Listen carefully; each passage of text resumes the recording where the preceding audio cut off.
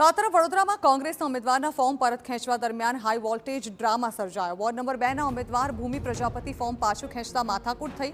ભૂમિ પ્રજાપતિએ ફોર્મ ખેંચતા કોંગ્રેસના કાર્યકરો વિફર્યા। કોંગ્રેસી આગેવાનોએ મામલતદાર કચેરીને બાનમાં લીધી હતી। મોટી સંખ્યામાં કાર્યકર્તાઓએ હોબાળો મચાવ્યો તો મામલતદાર કચેરીની બહાર કોંગ્રેસના કાર્યકરોએ તોડફોડ મચાવી। પોલીસે કોંગ્રેસના કાર્યકરોની અટકાયત કરી। ઓબીસી બેઠક પરથી કોંગ્રેસમાંથી લડી રહ્યા હતા ભૂમિ પ્રજાપતિ।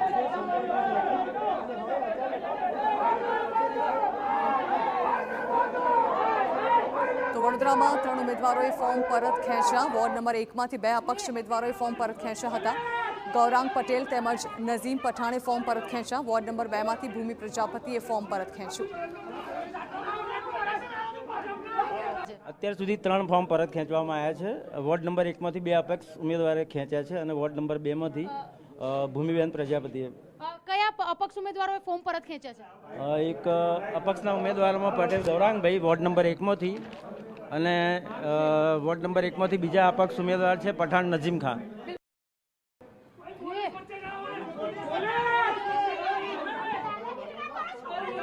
तरफ माथाकूट पण सर्जाई हती। कांग्रेसना उमेदवाરના ફોર્મ પરત ખેંચવા દરમિયાન અહીં બબાલ સર્જાઈ અને મોટી સંખ્યામાં કાર્યકર્તાઓએ હોબાળો પણ મચાવ્યો હતો।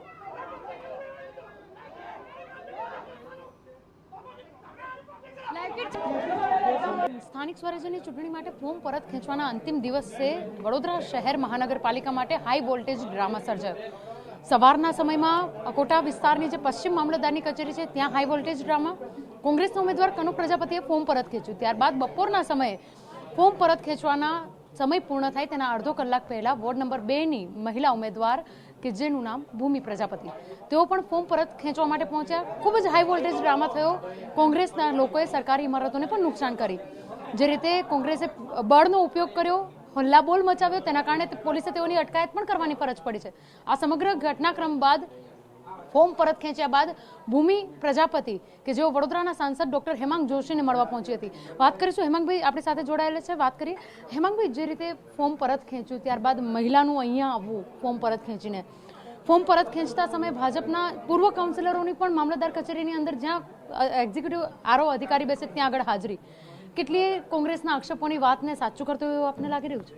સૌ પ્રથમ તો મારે એ વાત જણાવી છે કે જે ઉમેદવાર જે કોંગ્રેસ પાસે 76 એવા સક્રિય કાર્યકર્તાઓ નથી, એ કોંગ્રેસ અહીંયા 76 ઉમેદવારો કઈ રીતે ઊભા કર્યા એ આજના દિવસે આપણને દર્શાવી દીધું છે। એવા ઉમેદવાર કે જેઓને પરાણે ફોર્મ ભરાવીને ઉમેદવાર બનાવ્યા અને જ્યારે તે ઉમેદવાર જ્યારે લોકો પાસે અત્યાર સુધી પ્રચારમાં ગયા એમને સારો પ્રતિસાદ ના મળ્યો, જ્યારે નાગરિકો એમને એવું પૂછતા હોય કે તમારા પાર્ટી તો ગુજરાતીઓને અભણ અને મૂર્ખ કહી રહ્યા છે,